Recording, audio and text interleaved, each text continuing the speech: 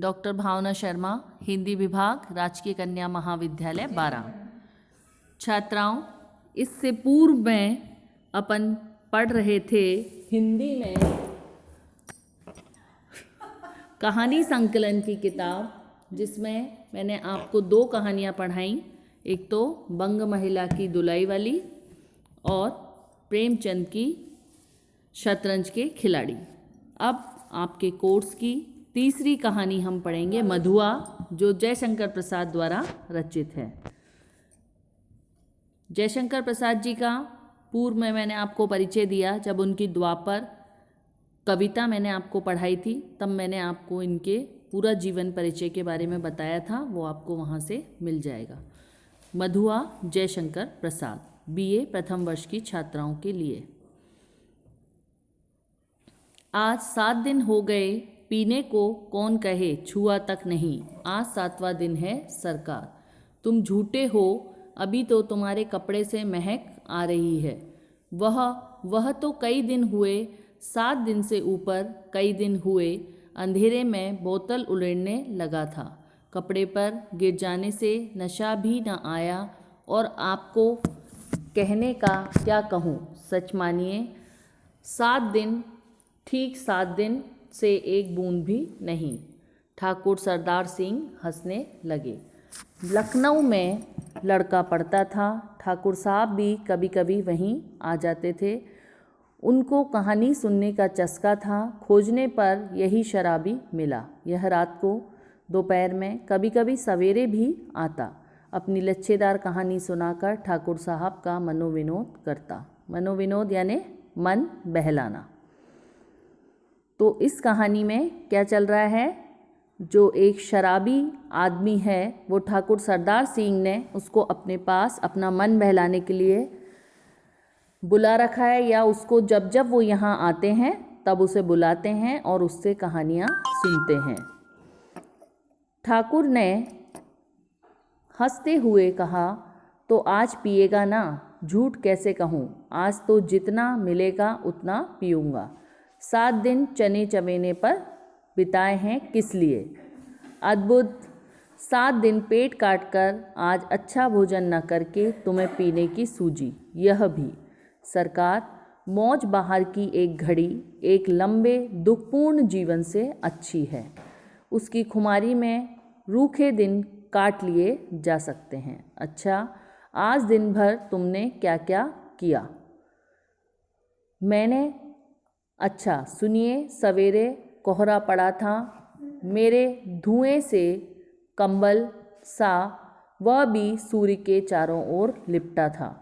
हम दोनों मुंह छुपाए पड़े थे। ठाकुर साहब ने हंसकर कहा, अच्छा तो इस मुंह छिपाने का कोई कारण? 7 दिन से एक बूंद भी गले न उतरी थी, भला मैं कैसे मुंह दिखा सकता था? क्या मतलब हुआ इसका कि एक शराबी, उसके लिए जीवन में सब कुछ शराब ही है। उसको ऐसा लगा कि मैं इतने दिन से, मैंने 7 दिन से यदि दारू नहीं पी है तो मैं किसी को मुंह दिखाने के लायक भी नहीं हूँ। एक शराबी के जीवन में शराब कितनी अहम भूमिका निभा रही है, ये इस कहानी में आपको सुनने के लिए मिल रहा है। उठा, हाथ मुंह धोने में तो दुख हुआ सरकार, वह क्या कहने की बात है। पास में पैसे बचे थे, चना चबाने से दांत भाग रहे थे, कटकटी लग रही थी। पराठे वाले के यहाँ पहुँचा, धीरे धीरे खाता रहा और अपने को सेकता भी रहा। सेकता भी रहा माने पराठे जहाँ सिक रहे थे वहाँ से जो गर्मी की लौ आ रही थी, या जिस जगह वो सिक रहे थे उस सिगड़ी की जो लौ आ रही थी उस पर वो अपने आप को सेक भी रहा था।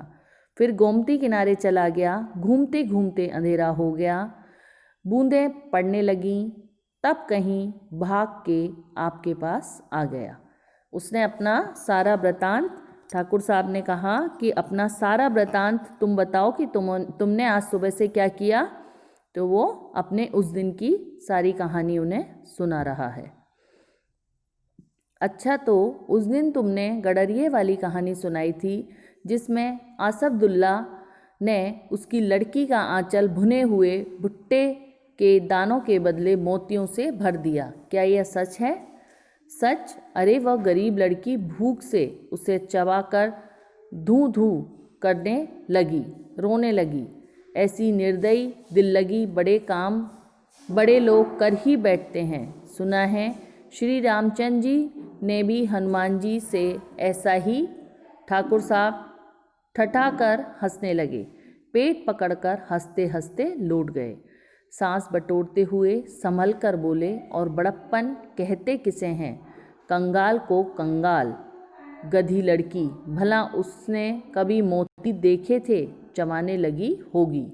मैं सच कहता हूँ, आज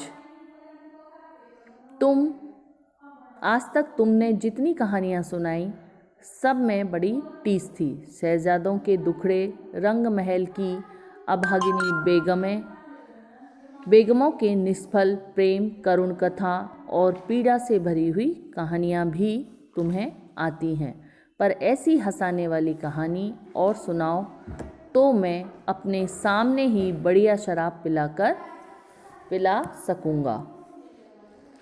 क्या मतलब हुआ? जब भी वो ठाकुर साहब को कहानियाँ सुनाता था तो वो किस टाइप की कहानियाँ होती थी?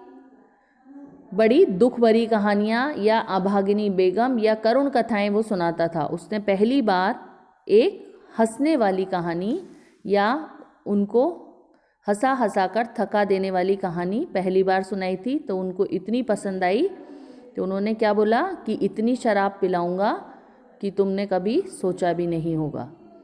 सरकार, बूढ़ों से सुना हुए वे नवाबी के सोने के दिन, अमीरों की रंगरलियाँ, दुखियों की दर्द भरी आहें, रंग महल में घुल घुल कर मरने वाली बेगमें अपने आप सिर में चक्कर काटती रहती हैं। मैं उनकी पीड़ा में रोने लगता हूँ। अमीर कंगाल हो जाते हैं, बड़े बड़ों के घमंड चूर होकर धूल में मिल जाते हैं। तब भी दुनिया बड़ी पागल है।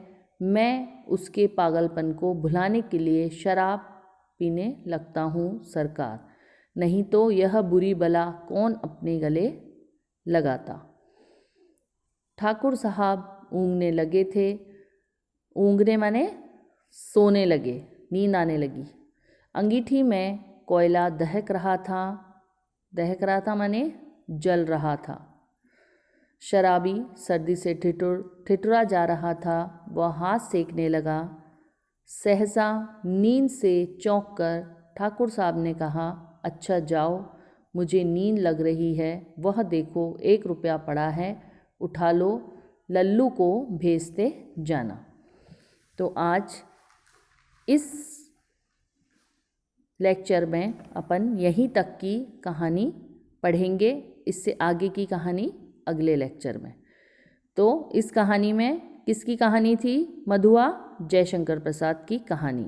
मधुआ किसके ऊपर लिखी गई कहानी? एक शराबी के ऊपर लिखी गई कहानी।